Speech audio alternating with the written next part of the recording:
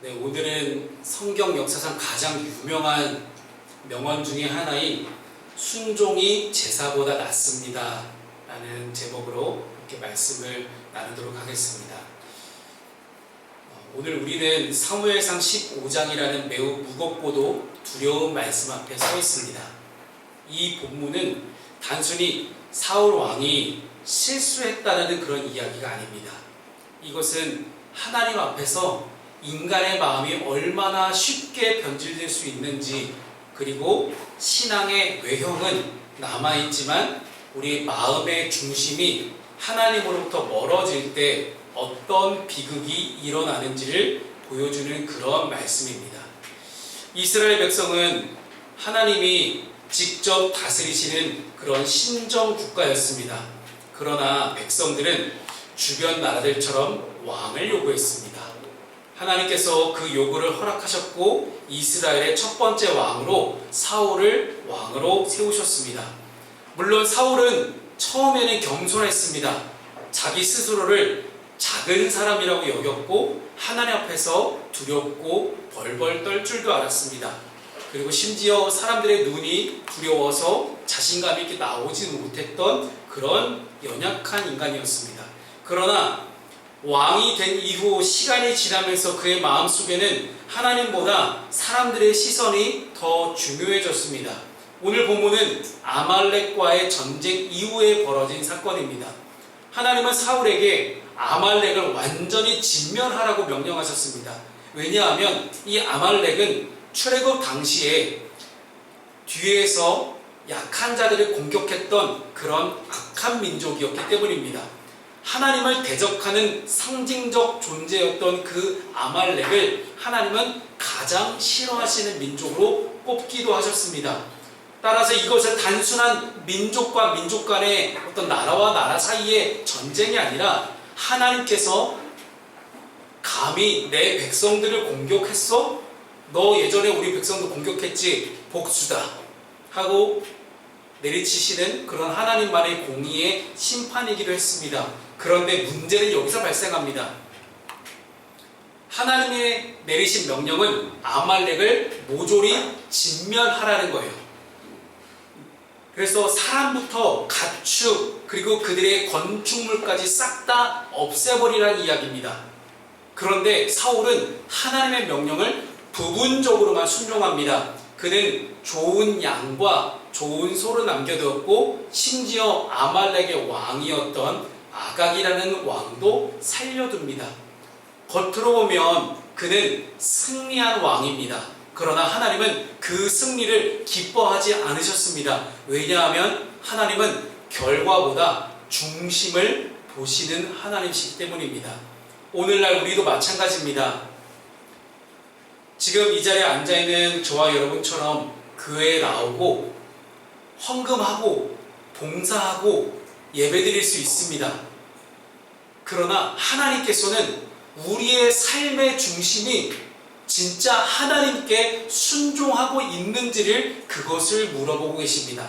그래서 오늘 이 말씀을 통해 순종이 제사보다 낫다라는 이 하나님의 음성을 깊이 있게 듣는 저와 여러분 될 수 있기를 소망합니다.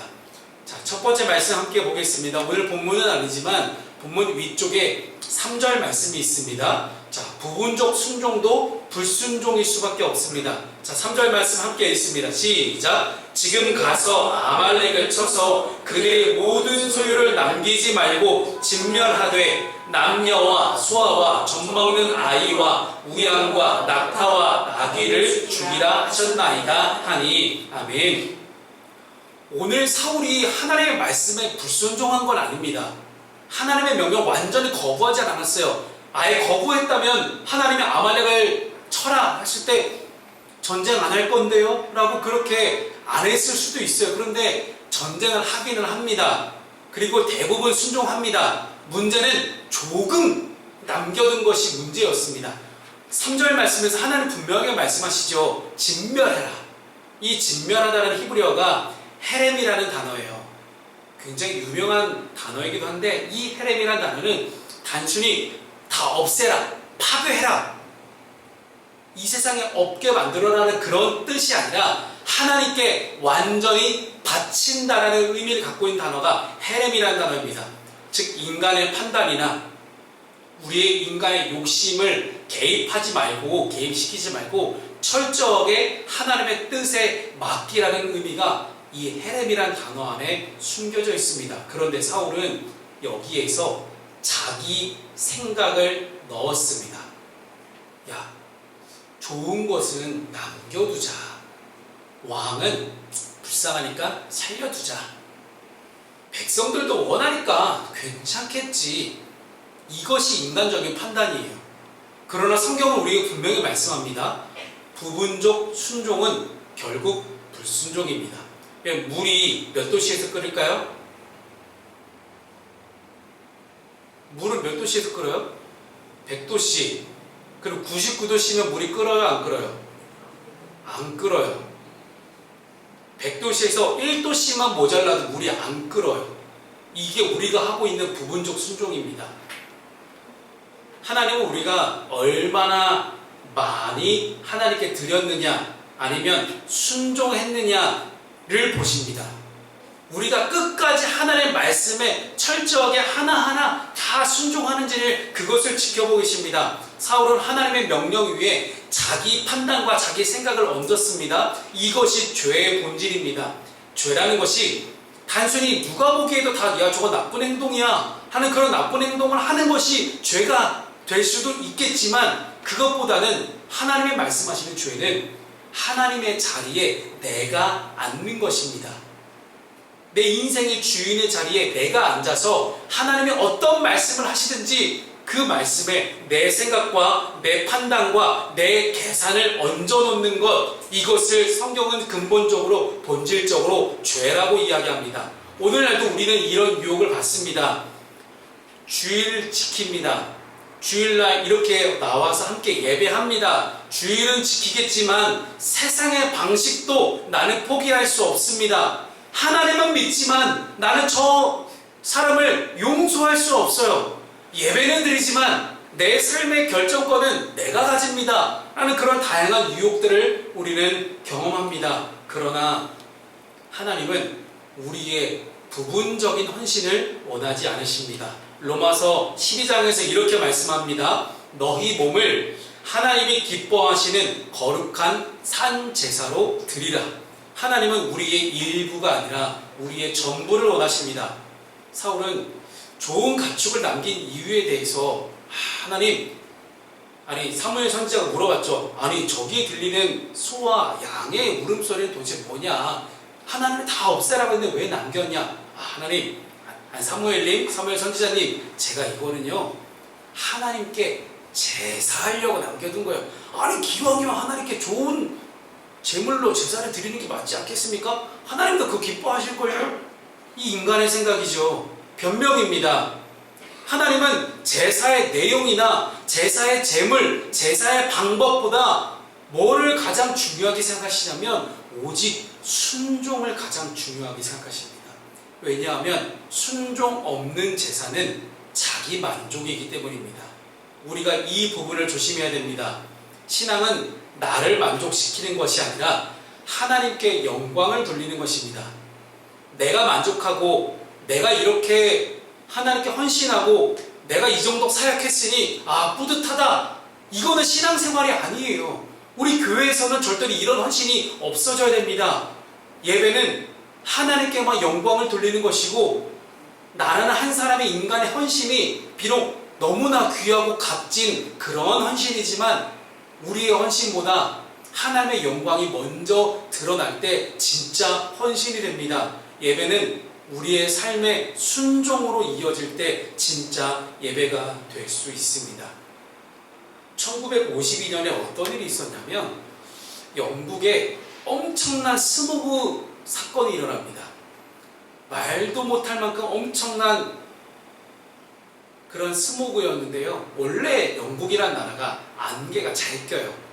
안개가 원래 잘 끼는 나라인데 거기에 산업혁명 이후에 나왔던 공장의 수많은 연기들, 그리고 이제 자동차 매연, 그런 다양한 이제 가스들, 이런 것들이 결합되면서 이 1952년에 영국 대스모그 사건이라는 것이 일어납니다.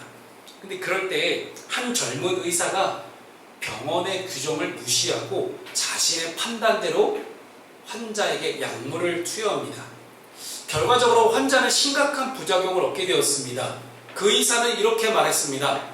제가 의사로서 환자를 위해 더 좋은 선택이라고 생각했습니다. 그러나 병원장은 그 의사를 꾸짖으며 말합니다. 당신은 환자를 생각한 것이 아니라 자신의 판단을 신뢰한 것입니다. 여러분, 우리의 신앙도 마찬가지입니다. 하나님은 우리의 선한 의도보다 순종을 원하십니다. 그래서 삶의 적용 질문 첫 번째 질문을 드립니다. 나는 지금 완전한 순종이 아니라 부분적인 순종에 머물러 있지는 않은가 하는 그런 질문을 여러분께 드려봅니다. 여러분 스스로 한번 돌이켜 보실 수 있길 바랍니다. 나는 지금 온전하게 하나님 말씀에 순종하고 있는가? 두 번째 말씀 함께 보도록 하겠습니다. 하나님은 인간의 외형보다 중심을 보십니다. 오늘 본문의 13절 말씀을 함께 읽어보겠습니다. 시작. 사무엘이 사울에게 이른즉 사울이 그에게 이르되 원하건대 당신은 여호와께 복을 받으소서 내가 여호와의 명령을 행하였나이다 하니. 아멘. 오늘 사울 왕이 가장 잘못한 게 뭘까요? 순종하지 않은 거? 그렇습니다. 하나님이 아말렉을 완전히 진멸하라고 했는데 100% 완전한 순종을 하지 않는 것도 잘못한 건 맞는데, 가장 사울에게 무서운 점은 자신이 잘못했다고 생각하지 않았다라는 거예요. 분명히 하나님께 잘못한 거거든요. 근데 잘못했다고 생각하지 않습니다. 자, 사울은 사무엘 선지자 앞에서 이렇게 말합니다. 원하건대 당신은 복을 받으소서. 나는 여호와의 명령을 행했습니다. 이 말 속에는 영적인 착각이 들어가 있습니다. 사무엘은 곧바로 물어봅니다. 그러면 내 귀에 들리는 이 소와 양의 울음소리는 뭐냐? 아니, 하나님이 다 없애라고 했는데 왜 저 소와 양의 울음소리가 들리냐? 숨길 수 없는 불순종의 소리가 들리고 있었던 것입니다. 여기서 우리는 인간의 자기 합리화를 보게 됩니다. 사울은 처음에 15절에는 이거 백성 때문입니다 라고 변명하죠. 그리고 21절에는 제가 하나님께 좋은 제물로 제사하려고 했습니다. 결국 24절에는 뭐라고 신토합니까? 제가 백성들이 두려웠습니다 라고 고백합니다. 이게 죄의 본성이에요. 이게 죄의 본질이에요. 죄는 언제나 변명을 만들어냅니다. 내 상황이 어려워서 순종하지 못했습니다. 다들 그렇게 하니까 저도 순종하지 않았습니다. 어쩔 수 없는 그런 일들이 있었습니다. 그래서 순종하지 못했습니다 라고 그렇게 우리는 보통 이야기할 때가 많습니다. 그러나 하나님은 그런 우리의 다양한 상황과 환경과 이유와 변명보다 우리의 중심을 보시는 분이 우리 하나님이십니다. 본문의 22절 말씀은 성경 전체를 관통하고 있고, 또한 오늘 예배 가운데 나와 있는 저와 여러분에게 주시는 가장 중요한 말씀이기도 합니다. 자, 22절 말씀이죠. 이렇게 고백합니다. 순종이 제사보다 낫고 듣는 것이 순양의 기름보다 낫다. 여기서 듣다라는 단어가 제가 정말 많이 말씀드렸던 히브리어 샤마예요. 이 히브리어 샤마는 단순히 귀로 듣는다는 뜻이 아니라 행동이 포함되어 있습니다. 순종한다는 것이 포함되어 있어요. 그래서 여기서 듣는다라는 것은 내가 하나님 말씀을 듣고 순종한다, 100% 완전한 순종을 한다라는 그런 뜻이 포함되어 있는 것이 바로 이 샤마입니다. 히브리 문화에서 진짜 듣는다라는 것이 어떤 의미였냐면, 히브리한테는 듣는다는 것은 듣고 흘리는 건 없어요. 이 유대인들에게 들었어? 그러면 들은 그대로 행동해야지, 들은 그대로 순종해야지, 들은 그대로 따라가야지. 이게 히브리 문화에는 있습니다. 즉 하나님은 말씀을 많이 아는 사람보다 말씀대로 사는 사람, 말씀에 순종하는 사람, 말씀을 암송하고 철저하게 지키고 행하는 사람, 그 행하는 사람 그 한 명을 찾고 계십니다. 예수님께서 마태복음 7장 21절에서 이렇게 말씀하시죠. 나더러 주여 주여 입술로만 주여 주여 하는 자마다 천국에 다 들어가지 못한다. 마음은 하나도 없는데, 마음의 중심은 하나님을 향해 있지 않은데 겉으로만 인간적인 예배 행위를 하면서 입술로만 아무 의미 없는 주여 주여만 한다고 그게 과연 구원받을 수 있는 조건이냐라는 그런 분명한 말씀이에요. 우리 교회 안에도 우리 많은 세상적인 우리 있는 지금 이 시간 함께 예배하는 수많은 예배를 드리는 그리스도인들 가운데도 이런 사울 같은 신앙이 있을 수 있습니다. 예배는 있지만 순종은 없습니다. 찬양은 하지만 회개는 없습니다. 신앙의 언어는 있지만 내 삶은 세상 사람들과 별반 다르지 않습니다. 그러나 하나님은 우리의 중심을 보십니다. 그래서 우리가 비본질적인 것 가지고 이렇게 왈가왈부하면서 싸우지 말고 본질적인 것 가지고 그리스도인들은 싸움하고 씨름할 수 있어야 돼요. 정말로 우리의 신앙을 어지럽히려는 그런 다양한 이단들의 그런 교리에 맞서서 싸울 생각을 해야지, 그 안에서 뭐 이런 얘기 있잖아요. 피아노 하나 옮기려면 1cm 옮길 때마다 누가 한 명이 화낸다고. 그런 비본질적인 거 말고 정말로 본질적인 순종, 그런 본질적인 하나님에 대한 분명한 순종의 신앙이 우리 있기를 소망합니다. 미국의 유명한 복음 전도자였던 빌리 그레엄 목사님이 계세요. 1980년에도 우리나라 한국에 내한하셔서 저기 여의도 광장에 100만 명이 모였던 대각성 집회가 있었습니다. 그래서 우리나라 역사상 가장 최다 인원이 모였던 영적 대각성 집회였습니다. 그 집회를 인도하셨던 분이 이 빌리 그레엄 목사님이신데, 이 빌리 그레엄 목사님이 예전에 과거에 한 인터뷰에서 이렇게 고백을 했습니다. 하나님은 내가 몇 명에게 설교했는지보다 내가 얼마나 하나님 말씀에 순종했는지를 물으실 것이다. 이렇게 엄청난 목사님도 순종이 얼마나 중요한지를 알고 계셨습니다. 세계적인 명성을 얻었지만 끝까지 겸손과 순종을 가장 중요하게 여겼습니다. 하나님은 우리 인간의 업적보다 우리 마음의 중심을 보신 하나님이십니다. 여러분, 마음의 중심을 함께 우리 점검해 보면서 두 번째 삶의 적용 질문을 드립니다. 나는 말씀을 듣고 실천하고 순종하고 있는가? 말씀을 들을 때 그냥 한번 듣고 흘리는 그런 삶으로 살아가는지, 아니면 말씀을 듣고 내가 온전히 순종하고 실천하고 살아가고 있는지, 우리 자신의 모습을 한번 돌아볼 수 있기를 소망합니다. 우리 세 번째 말씀 함께 나누겠습니다. 진정한 회개는 변명이 아니라 후회가 아니라 돌이킴입니다. 오늘 본문의 24절 말씀을 함께 읽습니다. 자, 시작. 사울이 사무엘에게 이르되 내가 범죄하였나이다. 내가 여호와의 명령과 당신의 말씀을 어긴 것은 내가 백성을 두려워하여 그들의 말을 청종하였음이니이다. 아멘. 사울은 결국 죄를 인정합니다. 그런데 그의 회개는 완전하지 않은 그런 회개였습니다. 왜냐하면 그는 계속해서 백성들의 시선, 다른 사람들의 시선을 의식했기 때문입니다. 25절과 이후에 오늘 본문 함께 읽지는 않았지만 30절에서 사무엘은 반복해서 하나님 여호와께 경배하게 해달라라고 요청합니다.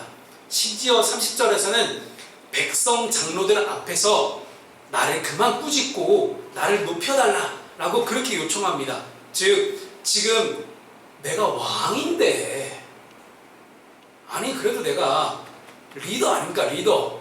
내가 왕인데, 아니 아무리 하나님 세우신 선지자라고 해도 이렇게 수많은 사람들이 보는 앞에서 나를 이렇게 꾸짖고 이렇게 면박 주고 그러면 좋겠어요? 아니 그래도 좀 내 체면을 세워주셔야지. 그런 뜻도 있겠지만 또 한편으로 생각해보면 모든 사람들이 보는 앞에서 하나님께 제사를 드리는 모습을 연출을 하게 해달라. 그래서 나의 왕권을 높이려는 그런 의도도 담겨져 있습니다. 그래서 자꾸만 요청하는 거예요. 내가 하나님 여호와께 경배를 하게 해달라, 경배하게 해달라. 그 당시 경배하는 방법이 뭐예요? 제사밖에 없었어요. 내가 왕으로서 백성들을 수많은 백성 대표해서 저 높은 자리에 제단을 쌓고 올라가서 경배를 하게 해달라. 내가 왕인 거를 사람들이 다 쳐다볼 수 있게 해달라 하는 그런 의도 아니겠습니까? 지금 사울은 죄를 지었음에도 불구하고 하나님과의 관계 회복을 위한 회개보다 자신의 체면을 더 중요하게 생각하는 그런 장면을 우리는 보고 있습니다. 여기서 회개하다라는 그런 개념을 우리가 깊이 좀 묵상할 수 있기를 소망합니다. 구약의 회개는 단순한 감정적인 후회가 아니었습니다. 삶의 방향을 바꾸는 것입니다. 신약에서 회개를 뜻하는 단어가 메타노이아라고 합니다. 헬라어로 메타노이아라고 하는데 이것은 우리의 생각의 방향을 전환시키는 것을 의미해요. 진짜 회개는 눈물 흘린다고 회개가 아니에요. 내 삶이 진짜 달라져야만 그게 진짜 회개라는 거예요. 사울은 후회를 했지만 변화되지는 않았습니다. 그러나 사울 이후에 나왔던 다윗 왕은 죄를 범했지만 철저히 하나님 앞에 깨어졌습니다. 시편 51편 17절에서 다윗이 이렇게 이야기하죠. 하나님께서 구하시는 제사는 상한 심령이라. 아멘. 하나님은 완벽한 사람을 찾으시는 것이 아니라 깨지고 회개하는 그 한 사람을 지금 찾고 계십니다. 우리 인간의 잘남이 아무리 잘났다 한들 하나님보다 높아질 수 있겠습니까? 성령께서는 오늘도 우리에게 찾아오셔서 우리를 책망하시고 돌이키게 하십니다.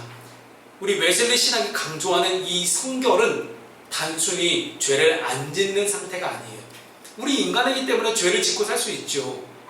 죄를 안 지을 수가 없는 그런 부족한 연약한 인간의 삶을 우리는 살아갑니다. 그러나 우리 웨슬리 신학에서 거룩하게 되어간다는 과정, 즉 우리로 얘기하면 예수를 믿는 과정 혹은 교회에서 신앙생활을 해 나간다는 이 과정은 무엇을 의미하냐면 날마다 내가 성령 안에서 깨닫고 돌이키고 자신을 온전히 하나님께 드리며 변화하는 삶을 살아간다는 것, 이것이 바로 우리가 신앙생활을 한다는 뜻입니다. 참된 회개는 내 삶의 방향이 하나님께로 다시 돌아가는 것입니다. 이 세상에 누구나 완벽한 사람은 없습니다. 오직 그리스도의 완전에 이르기까지 매일매일 내 자신을 하나님 앞에 솔직하게 내어드리면서 변화된 삶을 살기 위해 노력하는 것, 그것이 바로 우리의 신앙생활임을 우리가 함께 믿고 의지할 수 있기를 소망합니다. 18세기에 또 영국에 대한 이야기를 하겠습니다. 우리 감리교회를 창시하신 우리 존 웨슬리 목사님은 영국 사회에서 가장 힘들고 어려운 이들을 찾아가셨습니다. 이 18세기의 영국은 심각한 알코올 중독 문제로 타락해 있었고 존 웨슬리 목사님과 감리교도들은 이것을 해결하고자 강력한 금주 운동, 우리 술 먹지 맙시다, 우리 하나님께로 돌아갑시다, 하나님 앞에서 늘 우리는 성결 운동을 펼쳐갑시다 라고 그렇게 이야기합니다. 그렇게 금주 운동을 펼쳐가는 사람들이 갈수록 늘어나기 시작합니다. 그랬더니 제일 싫어하는 사람이 누구였어요? 술집, 양조장 주인이에요. 이 양조장 주인이 지금은 우리로 말하면 조직폭력배를 섭외를 해가지고 야외에서 이제 예배를 드리고 있는 이 감리교도들을 이제 예배를 방해하거나 그런 일들이 계속해서 벌어졌습니다. 그런데 너무나 큰 성령의 역사가 있었던지 예배를 방해하러 왔던 그 폭력배 중에 한 명이 이 존 웨슬리 목사님의 설교를 듣고 그 자리에서 회개하기 시작한 거예요.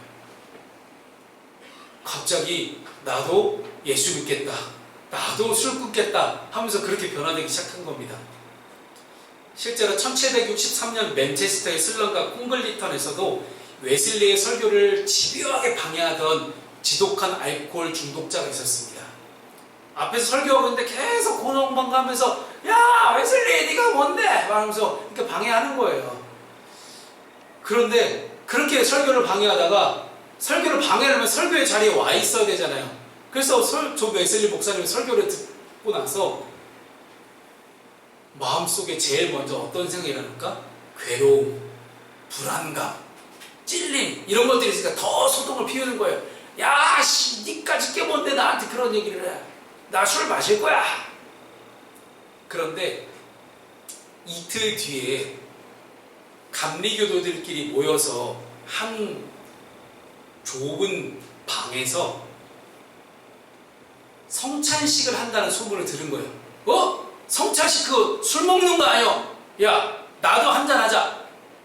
그래서 이 사람이 왜냐면 존 웨슬리 목사님은 매일 저녁마다 성도들과 함께 모여서 매일 성찬을 나누시고 그리고 매일 성도들을 위해서 기도해 주시고 함께 이 성도들은 자신의 죄를 고백하고 회개하는 그런 일들을 매일 했었어요. 그러니까 매일 성찬이 이루어진다는 걸 소식을 들은 거예요. 야, 나도 포도주 마실 거야. 그래서 찾아갔다가 그 자리 가운데서 성도들의 진실한 중보 기도를 받은 거예요.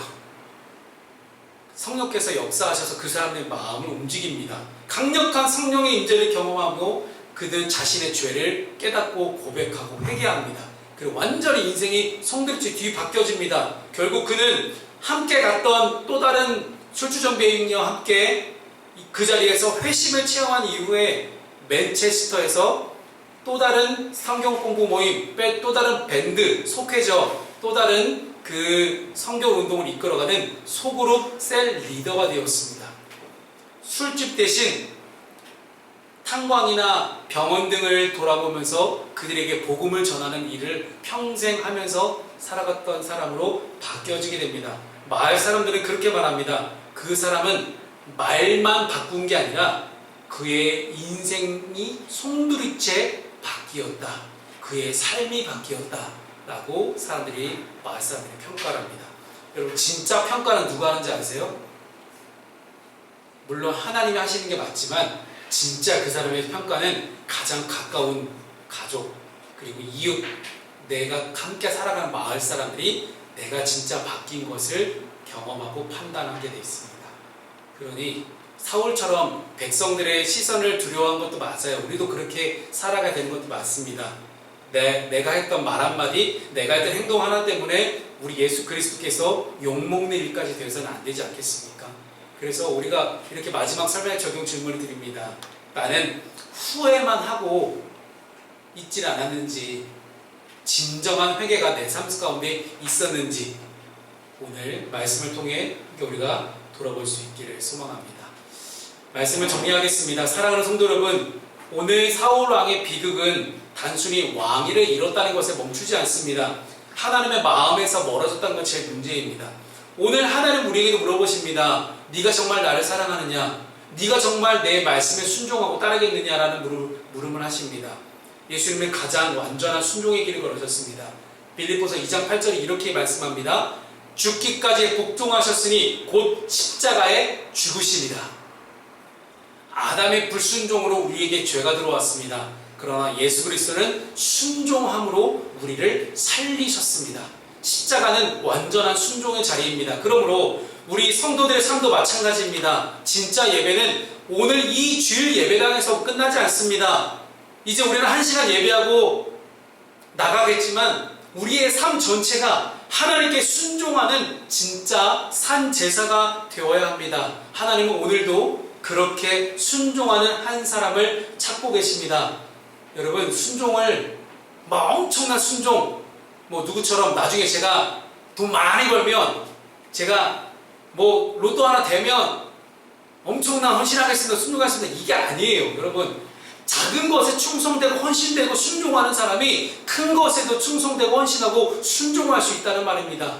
용서하라는 말씀에 그냥 순종하는 것, 정직하라는 말씀에 그냥 순종하는 것, 거룩하게 살라는 말씀에 그냥 순종하는 것, 기도하고 말씀 읽으라는 그 명령에 순종하는 것, 연약한 이웃을 사랑하라는 말씀에 그냥 순종하는 것, 그것으로 족합니다. 그 순종 가운데 반드시 성령께서 역사하실 것입니다. 사랑하는 여러분, 우리 모두가 그런 사울의 길이 아니라 온전하게 순종하셨던 예수 그리스도의 길을 걸어갈 수 있기를 주님의 이름으로 축복합니다. 아멘.